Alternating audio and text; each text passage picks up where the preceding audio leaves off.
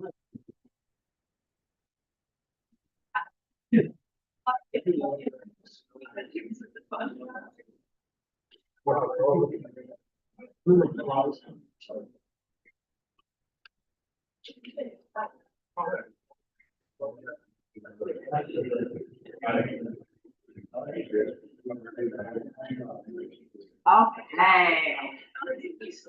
So we'll get started this morning with a little bit of course business. Now that first exam might have panicked people a little bit, but honestly, it went pretty well on the whole. Our median was about a 76. So you're beating last year, which awesome. Glad to hear that. But we still got some opportunities for recovery because I know the first exam tends to kind of hit people like a brick occasionally. So one thing that we're going to do is on Friday, I'll have a short post test that we'll do in class. So this will be some of the most missed information on the exam that I think is important for us to know moving forward. So you'll get up to 10 points of extra credit on that. Something. The other thing is a reminder about our course policy that we may or may not have glossed over. So when it comes to the end of the semester, assuming you've taken all your exams and done your best effort, I will allow you to retake one exam of your choice during final period.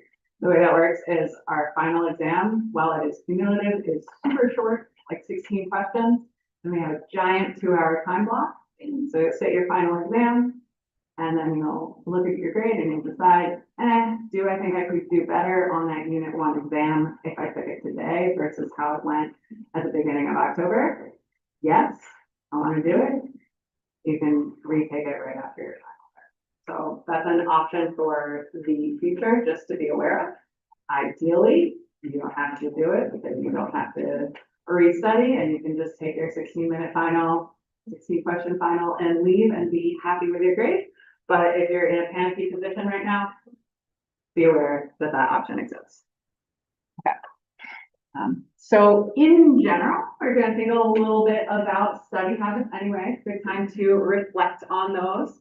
So I'm going to post a survey about study habits, which is also really supposed to be a tip sheet about different study ways you could be trying, study methods you could be trying for this course to see if what you're doing right now is working for you, if there's something else that might work better. So stay tuned for that. You can also set up times to meet with me to go over your exam specifically, and we can try and do a deeper dive on what may or may not have gone wrong, see if I can help you spot any trends and types of concepts that you're missing. So to do that, you should schedule a meeting with me. You have a link to my drop-in hours, and I'll expand some of my appointment slots on my calendar so there's more time for people to do that. Another piece of general recommendation, if you are feeling a little lost, helpful to be making notes for yourself as we go through this course, not just on like what exactly was on a slide, but on how you felt about it. So I would recommend that at the end of each class, you take a quick breath, maybe like 1 second, 30 seconds, to jot down a note at the bottom of your notes without looking at your notes. What topics do you remember us covering? We cover like 1 to 3 or so a lecture. And a note for yourself about which one you feel solid on and what you don't feel solid on, and things that you might need to review again. And that way, when you're going back and actually doing the bulk of your studying later on, you'll already know kind of what the trouble spots are going to be. But we can talk more about those individually. And a reminder of our first lecture, right? What we've been doing. You've been taking a look at slides ahead of time, using those to figure out what parts of the textbook are most important and in what order we're covering them. So you should already have done a quick read through of the textbook before we come to class and talk together here. So in lecture, I'm trying to re-explain the concepts that are in the textbook, hopefully in a slightly easier way. That's at least my goal. Whether or not I succeed probably depends day to day. You also got time for questions in general. You can ask me questions. You can ask SI leaders questions. We've got weekly quizzes to check that we're kind of going a pace with the material and you're studying. Okay, so that said, we're going to dive in to our study of the nervous system is basically what we're breaking into next. So we're going to start by thinking about the membrane potential of neurons. This is why we were doing all of that equilibrium potential, electrochemical driving forces stuff. So we're gonna start with a question that we should be able to answer based on the material we covered in our last unit. Link it up to what's going on with neurons next.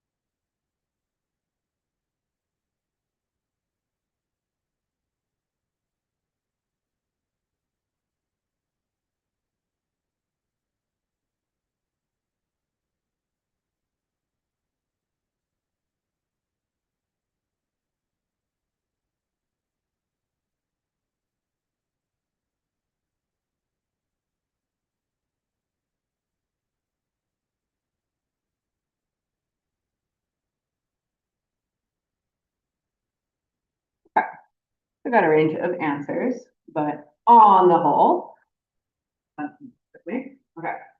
So big picture why this matters, that as we think about neurons, we're going to be thinking about a neuron, right? Like a nerve cell is a cell. And we're going to be thinking about how it sends signals to the rest of your body. Basically working kind of like electricity. And from a cellular perspective, electricity really kind of means movement of ions. So we're going to be thinking about how sodium and potassium move across the cell membrane in specific spots in a specific order to change the overall charge of that cell. Basically, we're creating electricity and sending it along the neuron to eventually send a message. This is why we're paying attention to these two specific ions, because they're the two that are going to be really important for our neurons. But the general concept is kind of integrally tied to how our neurons are going to be working. Okay. I did pick this -70 number regularly in our last unit, because when we talk about neurons, that is their resting membrane potential. Remember the membrane potential telling you the state of the cell at a given moment, telling you something about the distribution of ions inside and outside the cell. It's telling you where do we have more positive charges, where do we have more negative charges. Okay. So on the whole, at rest for a neuron, our membrane potential of -70 millivolts tells us that we have a lot more negative charges inside our neuron when that neuron is at rest. When we say at rest, we're going to find, right, that means when it's not sending a signal, right? Like it's resting, it's chilling out. So that's our resting membrane potential of neurons. And we're going to be thinking primarily about how sodium and potassium move in and out of neurons and how that changes that charge, how that changes that membrane potential. So that -70 is going to go up and down over the course of sending a message along a nerve cell. Okay. So it's worth noticing where this resting membrane potential, so like our starting and ending state, stands relative to our equilibrium potentials of sodium and potassium, because those are the two ions we're really going to be paying attention to. So we're going to notice that our sodium equilibrium potential is up at +60. All right, so sodium is going to move. When sodium moves, it's going to move in whatever direction gets that cell, gets that membrane potential closer to +60. lot of positive ions into a cell that's at the resting membrane potential of -70 to get way up positive towards where sodium wants to be. And we can compare to our equilibrium potential for potassium, which is way down low. So our equilibrium potential for potassium, -94. We're running closer to that resting membrane potential of our neuron, right? So the cell is almost where potassium wants it to be when it's at rest, okay? But potassium would like it to be even a little bit lower, which means we'd have to take some positive charges and move them out of this cell to get down to -94, that equilibrium potential for potassium. So it is going to be the case, the potassium is going to want to escape our neurons when they're at rest. Okay. So the reason that we see this distance from the sodium equilibrium potential and this kind of like closeness to the potassium equilibrium potential is actually surprisingly simple. It's just that our neuron at rest is more permeable to potassium. So potassium is better able to move across our cell membrane when we have a neuron at rest. And because it can move respective to that membrane, so potassium could move in or out. Right? We actually got a lot of it going out because it wants to get to -94. So that means that our resting membrane potential rests kind of near that potassium equilibrium potential. Sodium is kind of blocked from moving on the whole at rest. Sodium really wants to move because we're really far away from its equilibrium potential, but we don't have open channels for sodium to move through at rest. So it's really, really energized and waiting to move, wanting to rush into the cell, but it can't when our neuron is at rest. So here we're looking, at an example of a cell at the resting membrane potential, and I'm going to point out some things that are happening here, right? Okay. So one thing we can notice is that we are at that -70 millivolts, we're at rest. We can see that we have, on the whole, more negative charges inside the cell, more positive charges outside the cell, right? So that's expressing that membrane potential, the fact that there is a difference. That's what these pluses and minuses are for. We can see that we have a sodium potassium pump active in our neuron at rest. So we're going to be paying attention to the fact that we are moving using energy, using ATP, using active transport, sodium out of the cell and pulling potassium into the cell. Right? We can also see that we're going to have some leak channels for sodium and potassium. Sodium in this example is red, so we have some sodium able to sometimes come into the cell a little bit.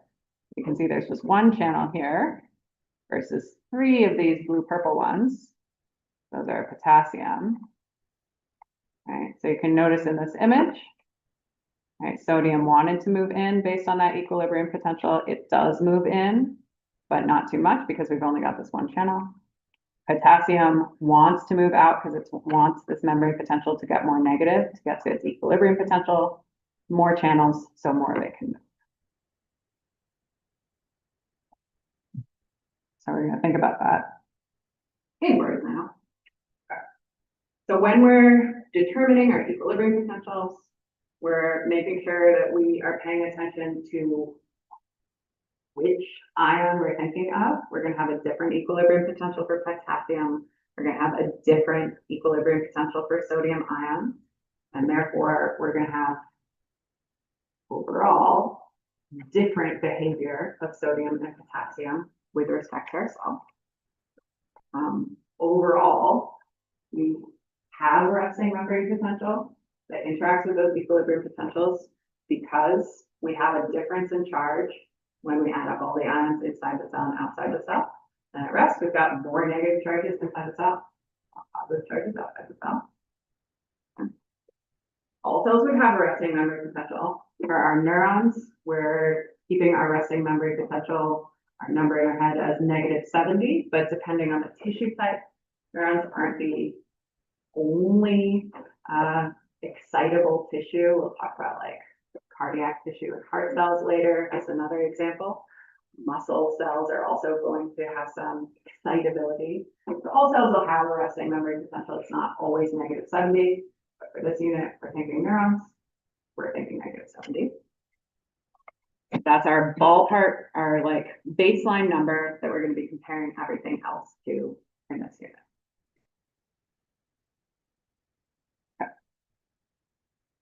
So when we're thinking about our equilibrium potential, right, what that equilibrium potential needs to involve is that equilibrium potential has information in it about the ion concentration gradient, and it has some information in it about our electrical properties of that ion as well. Okay, right? Because we know that at equilibrium, our equilibrium potential for an ion means that we have equal and opposing chemical driving force and electrical driving force. So our net movement and our net electrochemical driving force would be 0. Okay, so that's all this first point. We determine our equilibrium potential for potassium and sodium ions. And then when we think about the resting memory potential, we got to think about the fact that both of those ions are influencing our individual cell. There are other ions that we're not talking about. So they're each going to have their own concentration gradients, and the membrane of any given cell is going to have channels for some ions, and then not have channels for other ions, and have more channels for one ion than another. So that is how we figure out, okay, sodium wants the cell to be at +60, potassium wants the cell to be at -94. How do we set ourselves somewhere in the middle for our actual resting memory potential? Okay. So this is just a table from your book, but I'm going to highlight it just so that you know there's a spot you can go to make sure that we can identify all these different but similar words that we're going to see throughout this unit. All right, so we've already talked about our membrane potentials. Right, so we know a membrane potential is a difference in voltage across the plasma membrane. If we're measuring positive and negative charges inside the cell versus outside the cell. Okay, so that's what it means here about this relative to voltage. Okay. So we know that's kind of the state of our cell. Then we know our equilibrium potential, we've talked about already. So that equilibrium potential is when we don't have net movement of that ion, so we think the equilibrium, meaning our forces are canceling each other out. Okay, so chemical and electrical forces are canceling each other out. And then we've started to talk about that resting membrane potential. Right, so we know that there's going to be a baseline number that we're comparing stuff to. When our neuron isn't sending signals, isn't receiving signals, it's going to be sitting at -70 millivolts as its membrane potential. And we're going to add on later in this unit some of these other terms, particularly these graded potentials and action potentials. We're going to be thinking about changes to this potential, so changes to this charge on the cell, like here, right, that happen in specific circumstances. So happen when we receive communication from other cells. It's going to happen in specific parts of the neuron. It's going to behave in specific ways. And then we're going to be thinking about, okay, how do we send this change in charge across the length of a neuron, and how do we get that to actually talk to another cell? So we'll come back to our graded potentials and action potentials as well. Great. So as we're thinking about how we set up a neuron at rest with this resting membrane potential of -70, one thing we want to think about is our sodium and potassium. Okay. So if we're thinking about our cell, right, we've got our cell. we walked through the stages before of how a sodium potassium pump works, but hopefully you remember an integral membrane protein, a transmembrane protein, it's a pump, it's doing primary active transport. And we saw that it had 3 sites for sodium to bind into before they got pushed out. So here we have our 3 sodium out. I saw this in the previous picture and it's in the words, but I'm just going to do it both ways. Right. And to reset to its starting state, we have 2 potassium binding into 2 potassium binding sites and coming in. Okay. So the result here, right, is we move 3 positive charges out of the cell. And in that trading part where we pull potassium back in, we only pull 2 potassium. So part of the reason that our resting membrane potential is negative, right? So like part of how we get to -70 is that when we're using ATP and running the sodium potassium pump, which we do like all the time, we are actively removing a charge like every time we do it, right? There's an extra charge getting exported in the form of that sodium that's not balanced out by potassium. Okay. So we refer to the sodium potassium pump as electrogenic, so like generating electricity, generating electrical charges, because we are removing that positive charge, making the cell a little bit more negative every time.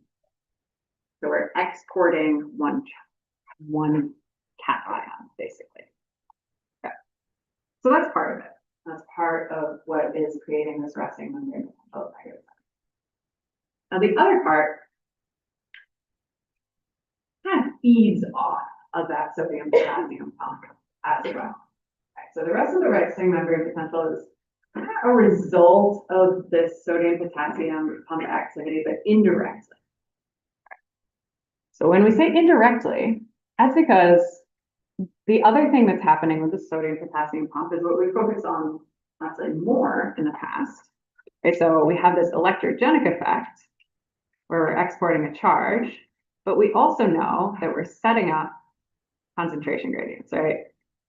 So we're setting up a situation where we have lots of sodium outside the cell, not very much inside. And the opposite with our potassium, right? So lots of potassium inside the cell, but not much outside.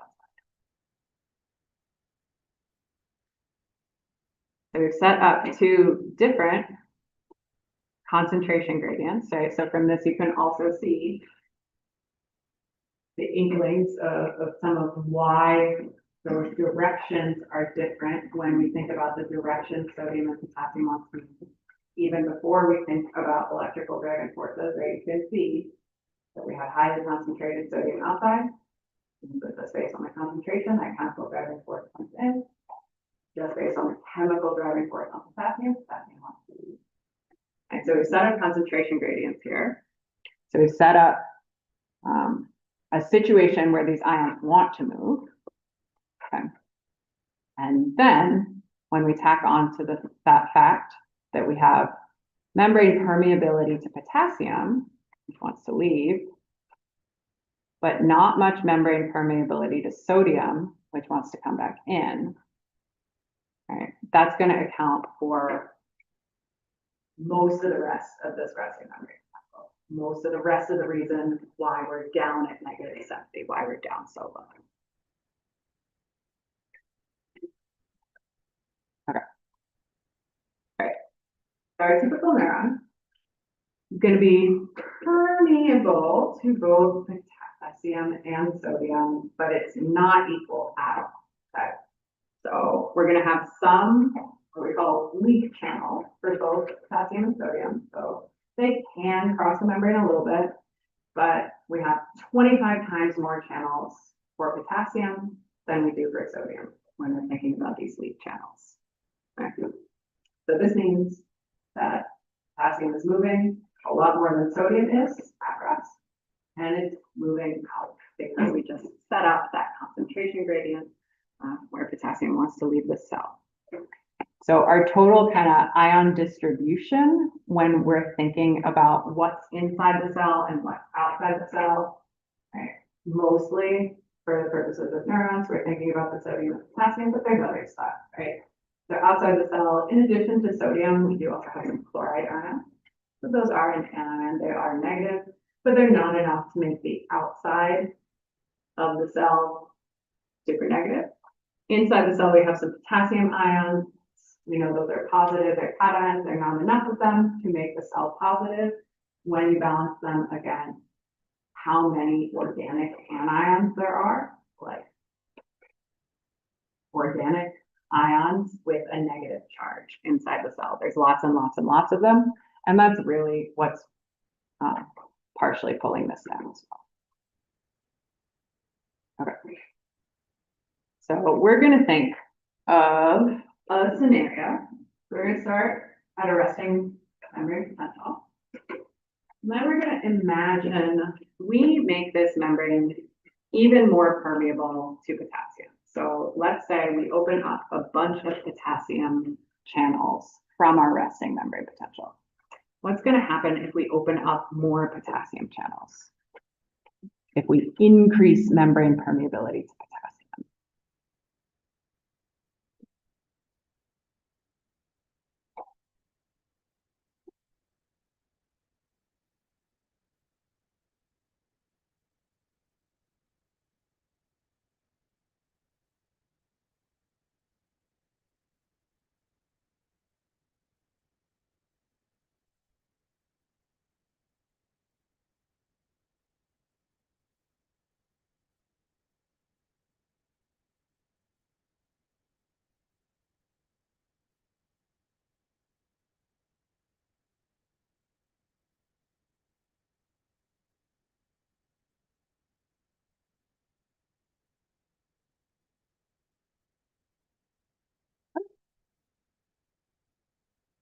Okay.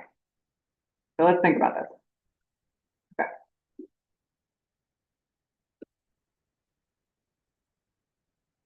So remember, what we set up is our cell at -70. That's our resting membrane potential. Okay. Okay. And we know that we've got some sodium channels, right? And we've got some potassium channels.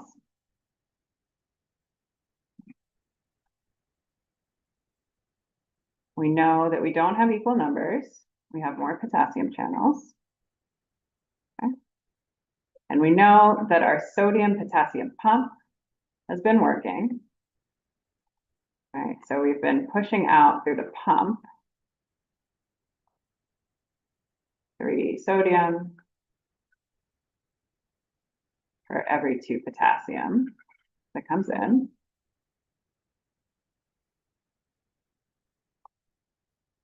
Okay. So we've got a bunch of potassium inside our cell.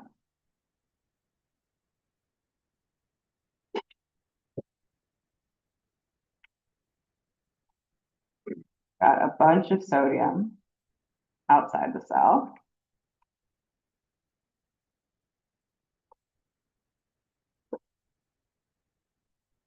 Okay. And this is setting up some of the directionality of which, across which these ions are going to flow. Okay. So potassium is going to want to leave the cell, right? It's currently leaving through these leak channels. If you opened another potassium channel, you just have more potassium leaving, right? You'd have more potassium leaving. And every time it does, this membrane potential will get a little more negative, right? So every time you have a positive charge leave the cell, this gets more negative, right? So you drop to -75, you drop to -80, you drop to -85. You would drop until you get to the equilibrium potential for potassium, which is -94. And these equilibrium potentials We will not be changing them. Those are also going to stay steady. Right, so it's not until you find a cell that's at like -100 or something that the electrical driving force on potassium would be big enough to overcome this concentration gradient that was created. Okay. Stepping back, if there's one thing you want to remember in your head while we're thinking about neurons, think sodium in, potassium out, because that's going to be true throughout this unit. Whenever we're thinking about neurons, our sodium is going to want to come in, our potassium is going to want to leave. That's really what we're setting up today. We're trying to understand why that is. But even if it takes you a little longer to think about why that is, remember that it's true, because that's what we're going to need to work with moving forward. Is that sodium wants to go into the cell, potassium wants to leave the cell. So potassium out. When it goes out, our cell gets more negative.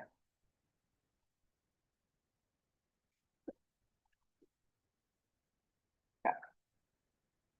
So look at this conceptually a little more, step through it again. Okay.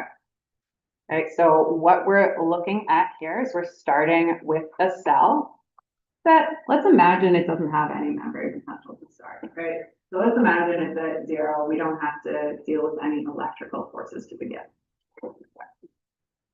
We did, however, set up a concentration gradient for potassium. We know we did that with our sodium potassium pump, but let's not even think about the sodium part or the pump part, right? Like, just start with the fact that we set up this concentration gradient. Right? So that's true. Potassium comes into the cell as part of that pump. Right. So if we start at 0 and we started with just that concentration difference, just that chemical driving force, we would have potassium leaving the cell. Okay. So as we have potassium leave the cell, just following that concentration gradient, right, this would start to make the cell more negative, right? If you start at 0 and then you're pulling out a bunch of positive ions and taking them out of the cell, or they're flowing out on their own, right? You drop from 0, right? You lost positive charges, so now you're more negative. So as potassium is moving, it is actively making that inside of the cell negative. Okay. So you can see that inside of the cell becoming negative as we have potassium leaving. Now, this does start to build an electrical force, right? So if we started at 0, we wouldn't need an electrical force, just a chemical driving force if there was just this concentration difference of potassium. Potassium leaves the cell. As soon as it does, we've just changed the balance of charges inside and outside the cell. We've now got a negative charge inside the cell. Potassium is positive, so it is attracted to that negativity, right? Opposites attract. So it's attracted back in, but that electrical force is not that strong, right? Especially as potassium is just starting to flow a little bit out. That would only be a little bit of an electrical driving force trying to hold on to some of that potassium. We set up a pretty big chemical driving force because we set up a pretty big difference in concentration. So we can see that this chemical driving force in the image is still bigger than the electrical driving force, right? So that chemical driving force is still going to overcome any attempts that the electrical force makes to try and keep those potassiums.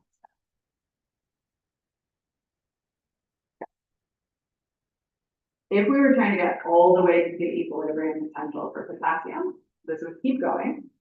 So potassium would keep leaving the cell, right? Because they're following that chemical driving force. We set up a really big concentration gradient, and they keep leaving until we get to -94. It's a really negative number, and that's when that electrical driving force is going to be so strongly pulling on our positive potassiums that it's big enough to equal out our chemical driving force, right? So here's our equilibrium state where we have our chemical driving force pointing out for potassium, our electrical driving force pointing in because we have positive potassium attracted to that negative potential inside the cell. These are equal in magnitude, right? So they're the same size, opposite in direction. So if you added them together, they'd cancel each other out. So our total electrochemical driving force would equal 0, which is another way that we kind of define equilibrium. So we've got these chemical and electrical driving forces, opposite in direction, equal in magnitude, canceling each other's out, getting us to that equilibrium potential for potassium.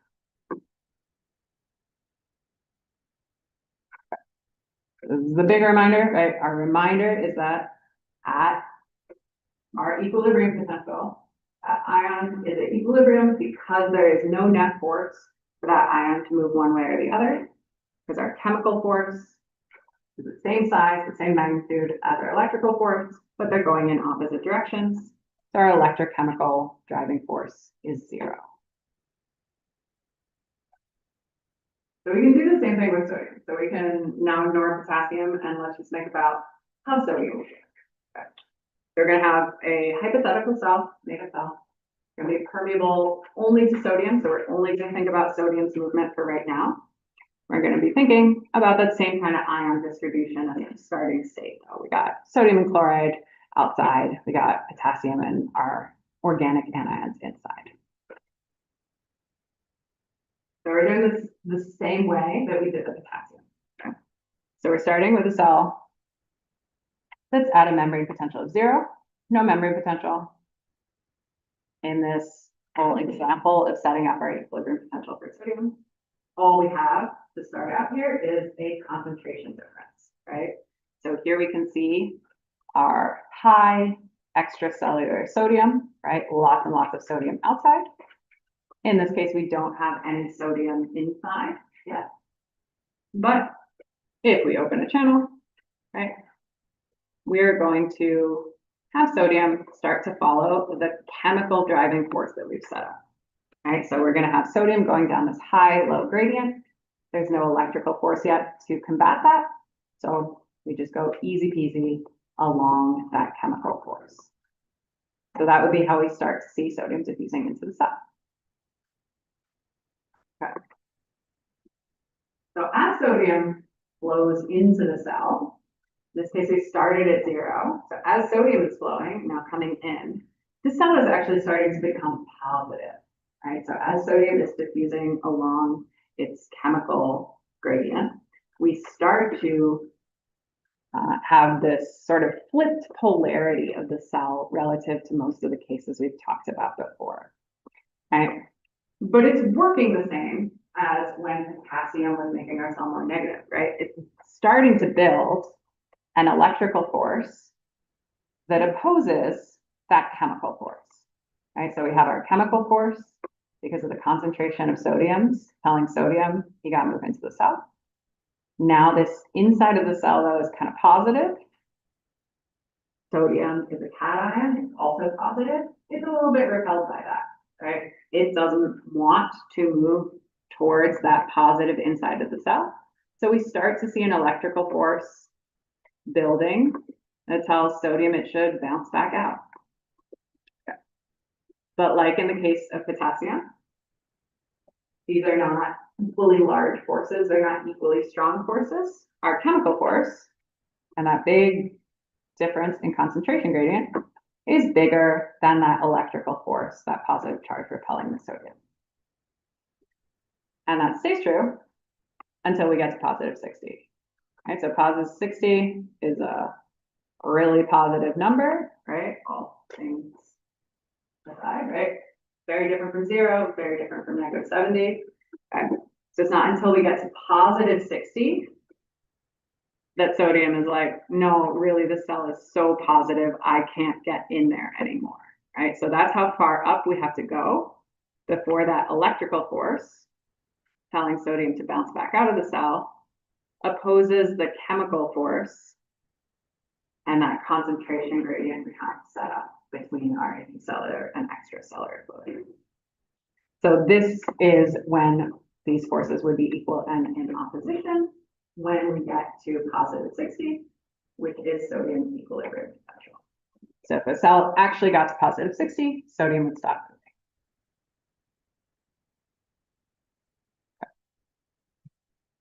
So when we're thinking about our electrochemical forces, we think about both our chemical force and our electrical force. So when we were just looking at setting up sodium's equilibrium potential, right, we had chemical force telling us to move in, chemical driving force said, okay, there's high concentration of sodium outside, not much sodium inside. Sodium should move in down the chemical gradient. But our electrical force said, hey, wait, the inside of the cell is really positive, sodium's also positive, that should bounce back out, right? So we have these two forces, both acting on the same little sodium ion. And so on the whole, we have just as many sodiums moving in as we have moving out. We have no net force, we have no net flow, no net movement of sodium at this point. So overall, as we built this equilibrium potential, if we were to start actually at -70 instead of 0, right, at -70, the situation for sodium is super easy because not only do we have chemical force for sodium to move in, when our cell is negative, the electrical force also tells sodium to move in. So that's a really strong electrochemical force for sodium to move in at rest. But even when we get above 0, even as the inside of the cell becomes positive, we still have this force for sodium to move into the cell. It's just getting weaker as we get more positive because that electrical force starts to repel sodium a little bit. So we piece this all together to get to our resting membrane potential of the neuron. Right, so we have this situation where we have potassium flowing out down its chemical gradient. We have sodium flowing in down its chemical gradient. So this imaginary cell here is starting at 0 as well. Okay. But we're not trading 1 for 1, sodium for potassium, because we have different numbers of channels. Right? So we have more permeability to potassium. So every time we have a sodium enter that cell, down its chemical driving force, we have like 25 potassiums leave the cell, which makes our resting membrane potential very negative and much closer to that membrane potential for potassium. So that's how we set up this negativity inside the cell.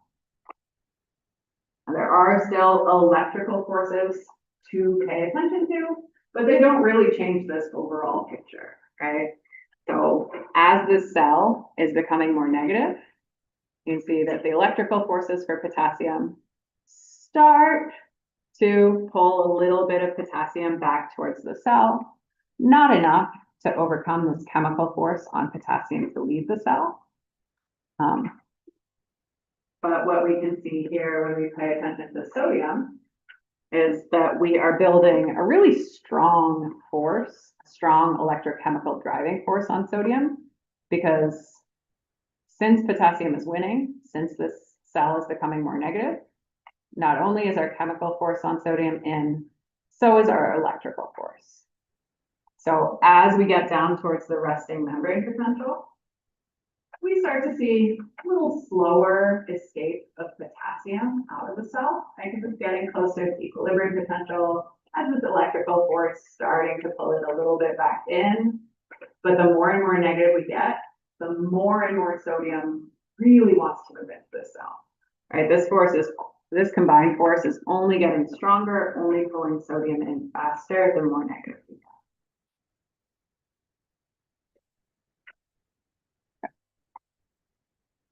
So at a certain point in your neurons, a steady state is going to develop. So all these things are happening at once. We've got leak channels for sodium, we've got leak channels for potassium, and we have that sodium potassium pump that we mentioned working. So that's kind of stabilizing our concentration gradient a little bit, as well as having that electrogenic effect. So keeping the cell a little bit negative. And so this all kind of comes out in the wash and develops at a steady state around -70. but not all the way down to potassium's equilibrium potential. We're pretty close, and super far away from sodium's equilibrium potential. So we're setting up this situation where we have a weak force for potassium to leave the cell, right? Which it can do somewhat freely because it has more channels for that. And a strong force for sodium to enter the cell, which is being kind of stopped by the fact that we don't have enough sodium channels for sodium to actually do it. We've got a strong force, but we have to actually have a door open for sodium to come in. Okay. So here we can see that sodium potassium pump is just making sure that, like, as we have sodium moving into the cell and the potassium leaving, right, we're kind of keeping those concentration gradients from actually hitting equilibrium with that sodium potassium pump. And remember, other neighboring cells would also be having sodium potassium pumps. They're also affecting that extracellular sodium. So this is the kind of global effect here. Okay. And our end result is we end up with that resting membrane potential really close to our equilibrium potential for potassium, really far from our equilibrium potential for sodium, meaning that we have a strong force for sodium to move into the cell to make this more positive, and a pretty weak force for sodium or for potassium to leave the cell and make this more negative. So, you want to remember, if your membrane potential is not the same as the equilibrium potential for the ion that you're paying attention to, right? So like, if we're not at negative 94 and we're paying attention to potassium, or if we're not at positive 60 and we're paying attention to sodium, that means there is a force on that ion. That means that ion does want to go somewhere, right? If we're not at equilibrium, that ion is going to move. It's going to want to move. And it's going to move in whatever direction gets it closer to that equilibrium potential. And the farther our membrane potential, so like the existing state of the cell, is away from the equilibrium potential, which you can think of as like the ideal state for that ion, the stronger our net force is going to be, the stronger that electrochemical driving force is going to be. Okay. Yeah, so we'll stop here and think about that a little more today and move into how this works as we start to have signaling in the cell.